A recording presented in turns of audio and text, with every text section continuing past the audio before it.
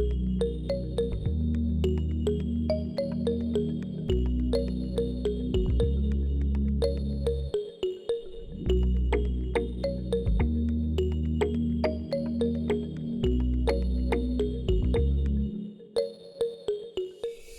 Hayden Carroll. I'm the manager of the Department of Animal Protection. I'm also a Humane Society police officer and animal control officer here at the Animal Rescue League of Berks County. My name is Savannah Ballard. I'm the Corporal Humane Police Officer at the Animal Rescue League of Berks County. An animal protection officer has a lot of different responsibilities. We are animal control officers and humane police officers. So because of that, we could have multiple functions going on at multiple times. So as an animal control officer, we'll help out with stray and lost and injured animal populations in the areas that we serve. We'll also do investigations and enforce dog bites, animals that kill other animals or severely injure human beings, nuisance animals, especially dogs that get off properties or possibly defecate in areas where they shouldn't. And then you have the other side where it's more animal cruelty related. So investigating animal cruelty calls, if a civilian calls in and says they have a concern about a certain animal in a certain home, that's where we come in. We are able to provide those wellness checks and just confirm that the animals are being cared for properly. Doing full-fledged investigations, identifying suspects, getting search warrants to seize property and evidence, and issuing arrest warrants for defendants to make sure that they're held accountable for their crimes. We are serving an arrest warrant for an individual that failed to get veterinarian care for their dog, and the dog ended up having to be unfortunately euthanized due to the condition of the animal due to that lack of veterinarian care. Also, additional charges for leaving their animals out without shelter in frigid temperatures. So right now we're waiting for local PD to assist us, and then we just have to locate and identify, and then we'll be arresting and bringing down the central booking, and then we'll wait for the court hearing. A day in the life of an animal protection officer can either be very slow moving and quiet, and can instantly turn into something that is fast-paced and adrenaline rushed. We don't really have the same day twice. We never really know what we're walking into when we clock in the morning. Sometimes we come in and our day is focused with cruelty complaints or animal control calls, and then there's the random calls that come in that are a little crazy and pretty unexpected. Today we're heading out to a property in Ole area. We were given some information from a shelter outside of our county. So the owners had actually surrendered a large number of animals to a different shelter. We got some information regarding the property. We actually had history with this property, so we actually made contact with the owner. She did disclose there were approximately 10 animals left in the home. Unfortunately, the owners are being displaced and being evicted from their property. So today we're gonna make contact with them at their location. We're gonna head out, we're getting loaded up now. The crates are all in the vehicles. We're gonna take a few people to assist us just in case the number is a little higher than what we're expecting. The owner was not 100% on the number. She said she's expecting approximately 10. We arrived on scene. We made contact with the owners of the property. Originally, we were told that there were going to be approximately 10, maybe 15 dogs within the home. We had the owner bring them out one by one and loaded them all up into our vehicles. No, just your size.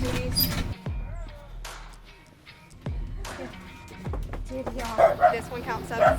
After we had the first 10, 20 loaded up, we thought we were done, and the owner said there was a back room with more dogs in it. Right now I'm just throwing a peek at in here. We have a mom with puppies. They're probably only a couple weeks old. So just so they have some kind of bedding in there for transport, just to make them a little more comfortable.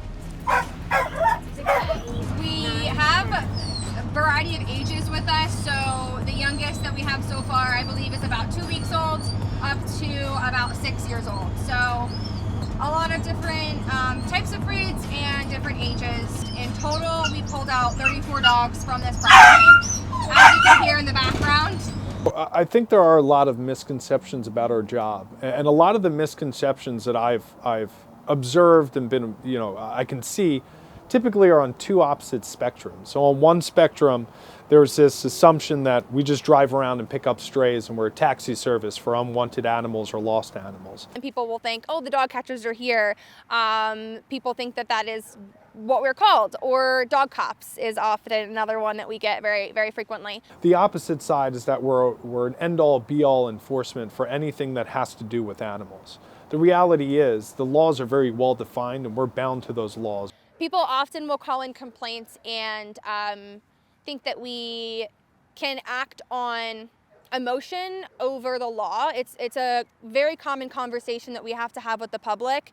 And it goes back to educating. We will have to educate the law when it comes to these complaints being called in, because while yes, I agree with them, and there are situations that we see that we personally wouldn't want our animals in, we have to set our emotions aside and focus on the facts in front of us and look at how the law is written and is this property in any violation or not. We're on our way right now in the city of Reading to RTF 2 cats, drop them off back at their home. We picked them up a couple weeks ago. The cats are much more happier from where they did come from, out in their own environment, and they won't necessarily do so well in a house setting. So in this case, we are dropping them back in the city of Reading, and we believe they'll be much happier. They'll do much better and thrive outside with the other cats in the neighborhood. Go on. You're okay, go on. People think that when we release cats back in the neighborhood that we're just releasing them and they'll fend for themselves, and many cases that's not the fact. Most cases actually, they do have caretakers for them. It could be one person, it could be several that feed the cats, sometimes home the cats. They get outside shelters for the cats, supply food and water, and they're much as just loved in that environment as they would be compared to a home. We're dropping off Panama Jack at the local residence here, and we advise them that we're coming, and they're more than welcome to welcome the cat back. So they have a shelter outside, a little igloo for him, and these are one of the caregivers for the cat. So right now we're just walking the cat over back to its home. Hello. We're releasing Panama back. Hey, pretty boy. Hey, Panama. Oh my God, he wants. Oh, he looks so much better. Hi, pretty. I'm gonna call all the neighbors Hi, and say honey. he's back. We do have an ordinance within the city of Reading where we can call what's called a code red in the summer or code blue in the winter. This protects animals, canines that are residing outside during very hot temperatures or very cold temperatures. It has its pluses and minuses, I guess you could say. I do really appreciate the fact that we have this in the city of Reading, because if we do run into a situation where there is an animal outside in horrible conditions, you know, weather-wise, without proper shelter, no owner's home, we have more authority within sheltering and removing that animal than we would in a regular setting. So while I do love the code red and code blue and our authority there, I wish that we did have that option throughout the entire county. As humane officers, we can enforce throughout the entire county, but when it comes to code red and code blue, we only have that ordinance in the city of Reading. And this is really where the public comes in, and we often will have this conversation when complaints are made outside of the city of Reading, but pertaining to code red, code blue, because we don't have that enforcement. So we often will ask the public to reach out to your areas that you're in, reach out to your townships, reach out to your lawmakers, have that conversation and definitely network, because we could get this ordinance passed in other jurisdictions, but it's not something that we can do on our own. Somebody in the area was calling that they believe the dog was out in the rear yard of that property since about 6 a.m., reporting that they could hear the dog barking. Officer Sowers was out there, confirmed that the dog was in fact in the rear yard and that nobody seemed to be home or responding to any of her attempts of contact. Last warning! So per the ordinance of Code Blue, which is initiated whenever there's 32 degrees with precipitation, or in this case, below 20 degrees with any form of wind chill or real feel, as some will call it, any and all dogs in the city of Reading cannot be outside. And in this case, when you look at the yard in which this dog was in, it did have, per state law, suitable shelter and access to semi-fresh water, so it's not like they're in violation of animal cruelty laws, but the city ordinance requires dogs to be in, and in the event they are unattended and you cannot get an owner, we have the right to forcefully remove the dog, which we did, and we will continue to hold the dog until 24 hours after the end of the code blue. They will be cited for violation of the local ordinance and subject to any fees that are required to the housing and care of this dog. The dog will be in a warm setting for the remainder of Code Blue. People are not usually fond of seeing us pull up to their property, walk up to their door, have the conversation. But we try to explain to people that we're not here to be the bad guy.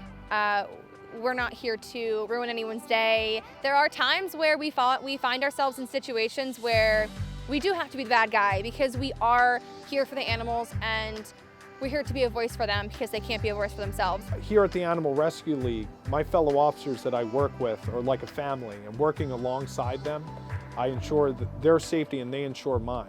And also working with the residents of places from Reading City out to Leesport. Is gratifying getting to help these individuals, getting to work side by side to ensuring that animals get the representation they need. We, as humane officers, take an oath to protect the animals in our community, and it's something that me as an officer personally, I don't see myself waking up one day and deciding I don't want to do that anymore. I love the good and the bad that comes with this job, because if it weren't for people like us and people that work in animal welfare as a whole, there would be a lot of animals out there that are still suffering and aren't given that peace of mind.